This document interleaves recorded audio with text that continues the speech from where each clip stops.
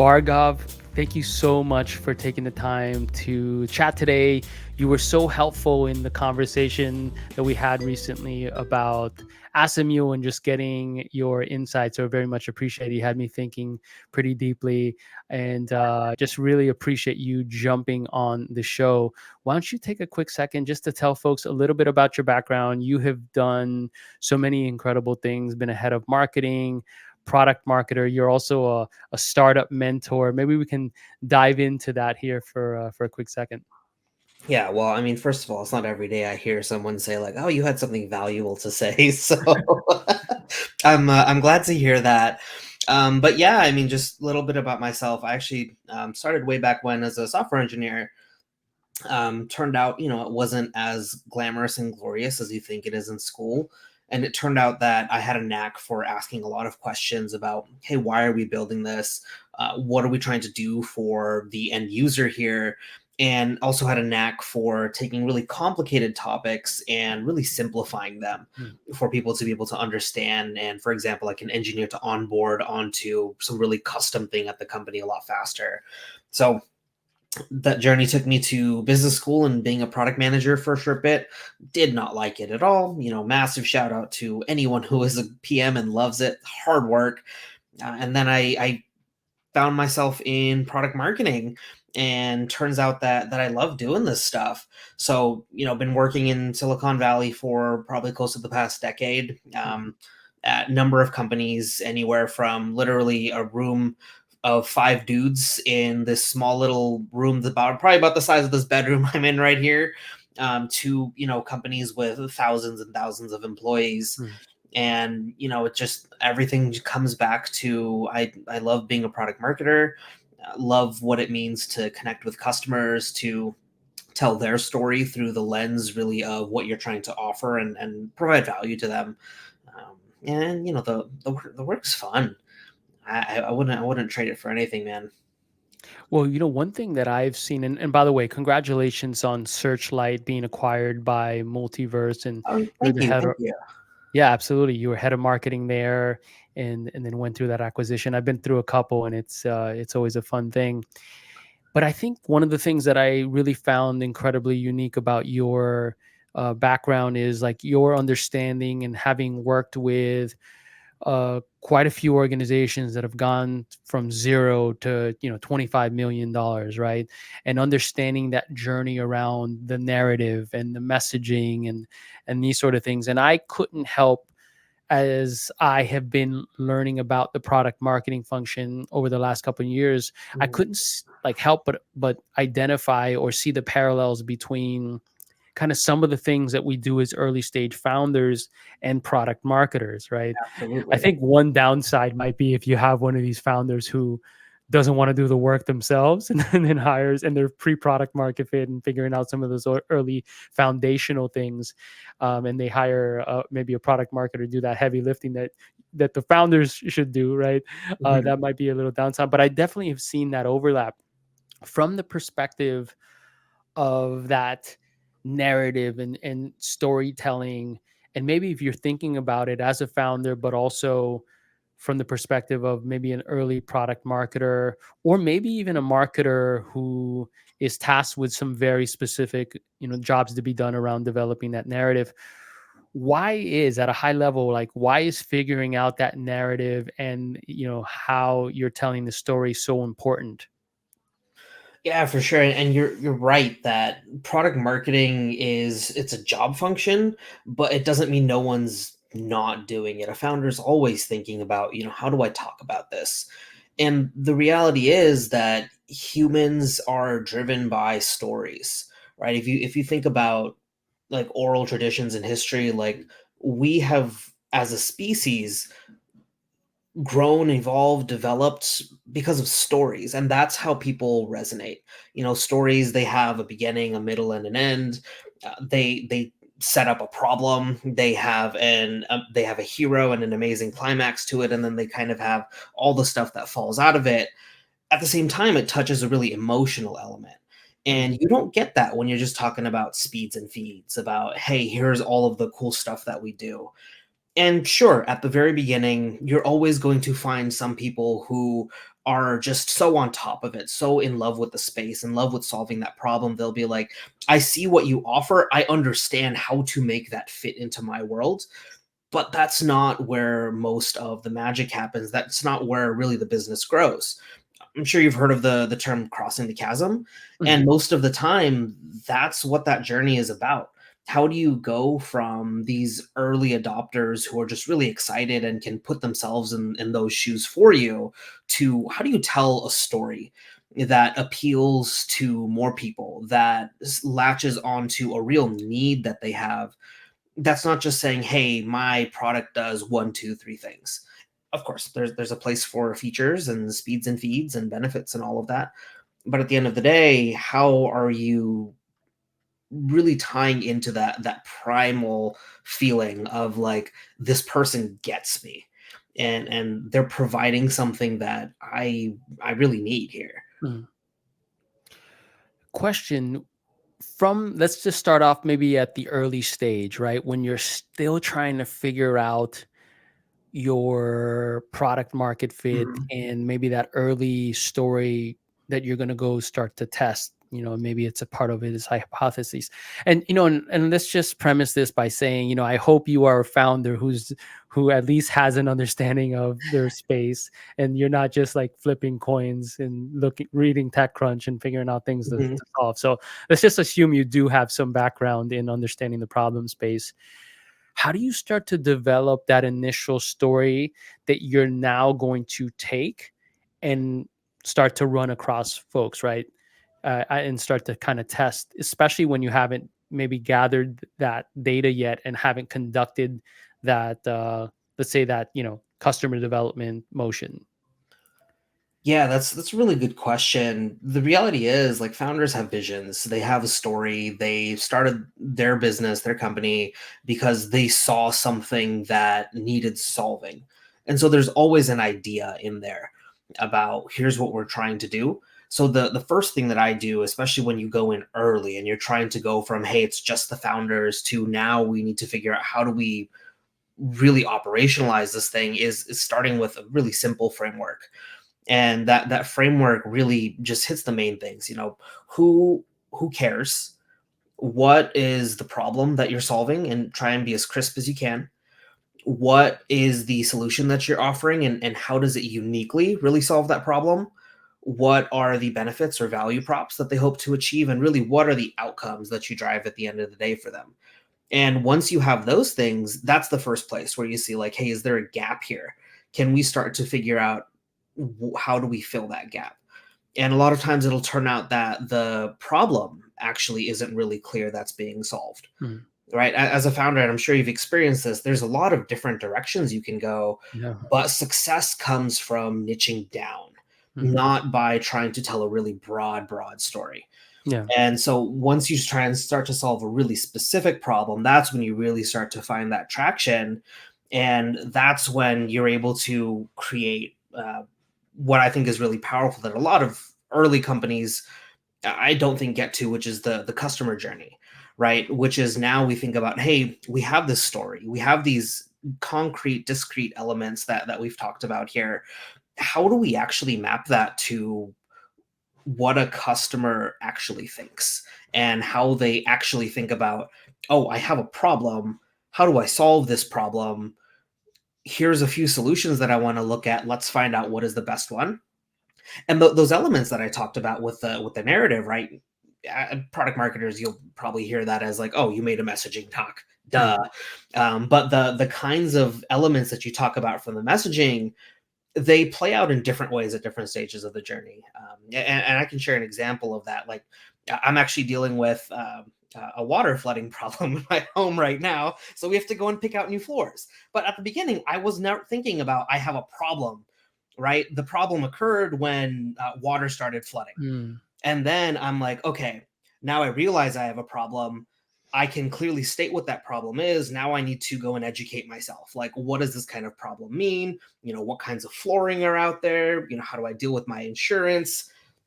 And that's when I come to the point of, okay, there's a few different like flooring vendors that I can go to. There's a few different kinds of flooring that I can look into. And then you see, hey, let me get some samples of this thing. Let me see if it makes sense. And then let's go and purchase it Mm, and have these people install it. Right. And that's a very, hopefully more B2C style of relatable version of that. But in B2B, it's going to be exactly the same. mhm, That you're not going to know you have a problem until it smacks you in the face somehow. You're going to need to be able to outline what that problem is, go and research it, figure out, well, hey, what are the ways to solve it, figure out a few solutions, whether that's do it yourself, whether that's buy something, whether that's, build something, make it work manually with, duct tape, whatever it is.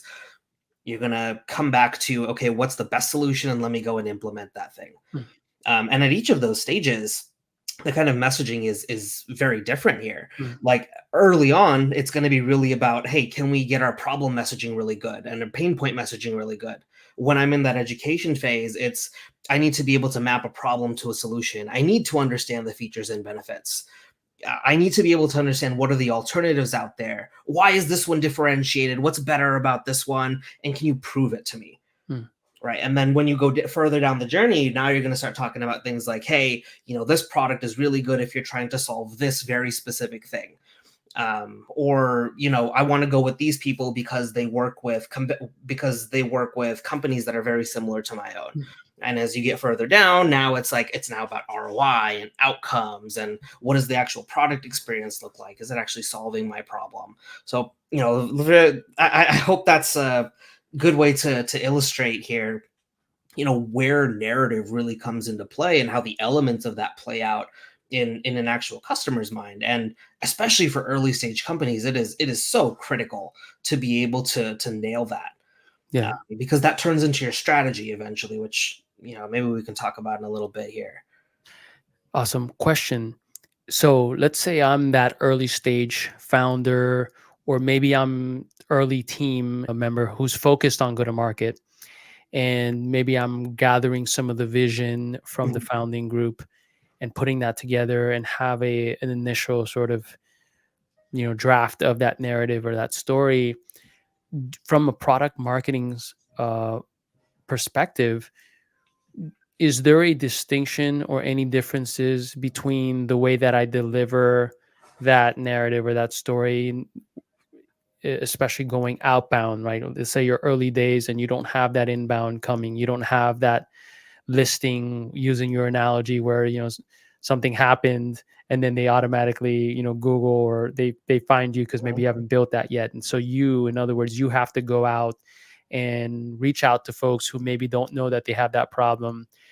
And if you're lucky, you get them on a phone call, and then now you have to create that urgency. I know from a sales perspective, there's things that we've been taught over the years, like the challenger sale type thing, and things like that, creating that urgency, creating those sort of things. But just from a messaging or a storytelling perspective, when you're thinking about it again from a product marketer's perspective, are there any distinctions the way you sort of, like, I don't know, maybe package the story going outbound? Yeah, what I found is typically most effective in early days, assuming we're just talking outbound here, is let's go and find the people that feel this problem really clearly today and people that are in market. And I think there's a great stat out there that usually it's about 5% of your total buyers that are in market at any time. Yeah, it's going to be hard. We're Yeah. going to have to hit the pavement, get rejected a lot of times, but we need to start by finding that 5%. The key here is understanding clearly what is the problem that you're solving, right? So you can go and knock on the door and say, hey, and I'm not, this isn't exact, but essentially a version of like, are you feeling this pain point? What if there was a solution that could solve that for you and deliver these sorts of outcomes? And you have to be really, really tight about that. Because when someone, like, let's say you were to cold message me on LinkedIn, the first thing I always think is this person clearly doesn't understand what I'm trying to do here. But if I am feeling that pain, are you able to clearly articulate to me, like, hey, I have a solution that does one, two, three things? Maybe it's use cases, maybe it's features. And are you aligned with what I need to be able to get out of using your solution. And I think that's where a lot of vendors fall down in the early days, where maybe they have one or two of those elements, maybe they have all three, but either they're not telling that properly to me or they are not reaching out to the right people.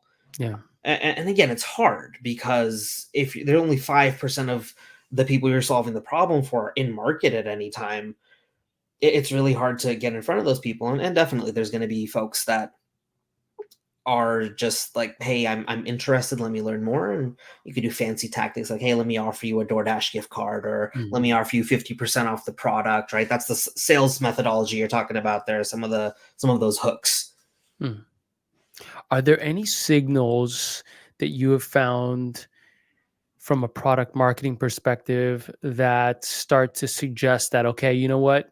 We are on to something here with this messaging. This thing is starting to hit. And I'm saying early signals, obviously, like closed deals Yeah. is or transactions are better indicators. Although I'd argue that it's not always 100%, right? There may be some false positives there at times, but from a messaging early stage, right? Especially when you're out there and you're trying to figure this thing out, like anything that seems to sort of pop up or you've been able to identify that suggests, okay, you know what, we're on the right track here with this message, with this story. Yeah, there's tons of leading indicators, and it depends on kind of what your go-to-market strategy is too. Like inbound's different than outbound, but if we're focusing on outbound here, the biggest thing to measure is, are we getting people saying yes to that first meeting? That tells you that your initial message, your initial offer to them is compelling enough that they're like, I'd be willing to spend 30 minutes, 45 minutes, 60 minutes, whatever it is, to talk to you about the problem and hear what it is you have to say about it. And that those first meetings are critical, critical, critical. And even before that, you can start to understand just first, like, are people even responding to your message? And no's are just as good as yeses, because the yeses, yeah, they lead to the first meetings, assuming scheduling works out. But the no's also tell you, like, yes, we are telling a clear enough story here. We're putting out a clear enough message that people Mhm. are saying that's not for me. And it's Yeah. just as important to understand who not to hit as it is to understand who's a great fit here. Yeah, that really resonates just given the work we've been doing over the last year, which, again, I reached out, how I met you was trying to figure out this messaging, figure out if whether we were, uh, what we were working on, was on the right track here. And one thing that I have been able to kind of figure out is like one story that I tell a certain persona, let's just say the product marketer, right? I might be able to tell a story to a product marketer at a certain company, same title, right? But has a different team structure or some sort of different set of variables. And it doesn't land as Yeah. much as it would at the same title, same, and I'm even saying sort of the same ICP in terms of firmographics, but the team composition, like their day-to-day jobs to be done, are different and it'll land with them, right? So there's this nuance there that I've discovered specifically with this persona in product marketing. Sales is a little different because like sales, I think generally we're doing outbound emails, we're doing the same sort of repetitive stuff all the time. What I found with a dynamic persona like the product marketer is like this quarter they may just be working on messaging Mm. or positioning for the whole quarter, not doing any sales enablement as an example, or they're working on these other executive sort of special projects, etc. And then it may be that the next quarter they're working heavily on something completely different, right? So it's sort of interesting because whether that story resonates or not can vary on something that is so subjective, right? And so those are one of the things that I found, that is a nuance or specific to this. Any sort of advice you would give folks around when you're finding these very similar situations that I just articulated? Any sort of like advice that you would give them around whether that should impact, or how does it impact their messaging and positioning. And maybe this is partially like sales enablement, being able to say, hey, sales reps, when you're in these situations, look for these variables, and these are some things that might come out of the woodwork. I think you're hitting on a very important thing, that it's not just right message and right person, it's right time, right? Like that 5% of buyers that's in market, that is right time. And when you had reached out to me, I was actually starting to think about, hey, we're making this transition internally, and I know that sales enablement is going to be top of mind very soon. And Asset Mule seemed like, hey, this is potentially something very promising. Right time. I was the right person. You had the right message, right? And the message wasn't necessarily, hey, we're solving your pain points. The message was, and this is where it can vary sometimes, and this is why trying out different variations is so important. Your message was like, hey, we're trying to build a sales enablement platform that solves problems a little differently. Can we talk about it? Wasn't necessarily looking to buy the solution, but I'm like, yes, I know that the other sorts of players I've worked with out there just haven't done the job for me. Yeah. Let's talk to this promising young startup and see what it is that they have there. Right. And so you can't get that. My advice, if it comes back to that, is you can't get disheartened. Mm. You could be having the right person and the right message. It's just not the right time for them. Yeah. And that's the tricky part, that same person 6 months later may be like, hey, this is great. Right. And, now if we go into like marketing and all of that, this is where brand building is really important, Mm. where the building of the brand is so important, because you want to get in people's minds so that when the right time does come, you're the person for it. Yeah. Identifying that. Yeah, I think there's a bunch of tools out there that are trying to figure out how to send those buying signals or those intent signals to sales and marketing teams, right? Tricky. And- right. Tons. I so tricky, right?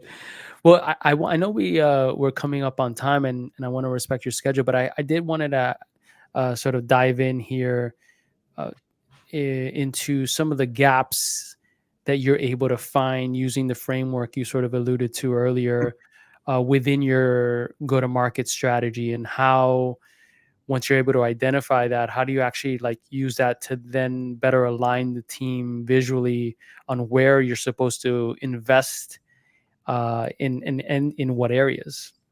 Yeah. This comes back to that customer journey. So let's assume that we have a narrative, and we know we've proved that it works. Um, Having that visual customer journey, what I have like a 7-step journey that I've been using for years. Laying out like, hey, here are each of the stages of that journey. Here's what people are trying to do at each stage. Then here's what it takes to move them from this stage to the next stage. Then you can really start to see and lay out like, hey, in our go to market, what are we doing at each of these stages? And a lot of times, what you'll find, and I have yet to find a situation where this hasn't worked actually, which is amazing, that you'll say, like, hey, it turns out that we're not going back to our 5% conversation, like, we're not actually doing a ton here to educate people and bring them in the door at the time when they're actually looking for solutions, when they're actually showing intent in the market. And a lot of times that ends up being the first step. Maybe it's not. Maybe it's, hey, our sales process is broken and we're not investing enough in like the POC phase. But usually once you visually lay it out and you say like, hey, I have SEO here, I have outbound here, I have these sales demos here, right? There's going to be a bunch of different stuff. You'll usually find like, hey, we're not investing enough at this point. And once you turn on the levers to start doing that, suddenly your metrics at that stage are going to start moving in the right direction, almost like magic. Hmm. And of course, this is early stage. When this changes as you start having all this in place, you're thinking about how to optimize. But early stage, it's, hey, we need to put this in place. Or, hey, we've been investing a lot here. Let's shift some of that time and resource investment into this area, which the business actually really needs. Right. And so that visual alignment is really powerful, especially early stage, if you're trying to convince, a founder or CEO like that, like, here is why we need to be doing this, and maybe not so much of that. Yeah. Awesome. Bhargav, thank you so much for taking the time to share your wisdom and help us out here. Really appreciate it. If folks, let's say, wanted to get in contact with you, maybe pick your brain on product marketing topics, but maybe some early stage founders. Again, you mentor so many startup founders and have done that for such a long time. What are the best channels or URLs or methods of reaching you? Yeah, the best way is just going to be, hey, reach out to me on LinkedIn anytime. Happy to go into more depth. Right, a lot of this has been really high level, but happy to share examples, talk through real problems. Yeah, just I just love meeting new people, just like you, Jorge. I've really appreciated you having me on here. Been an awesome way to go into a weekend. Awesome. Well, we always get together on Fridays. That's awesome, right? It looks like it. Awesome. Well, have a wonderful day and great weekend, and talk to you soon. Yeah, you take care, Jorge.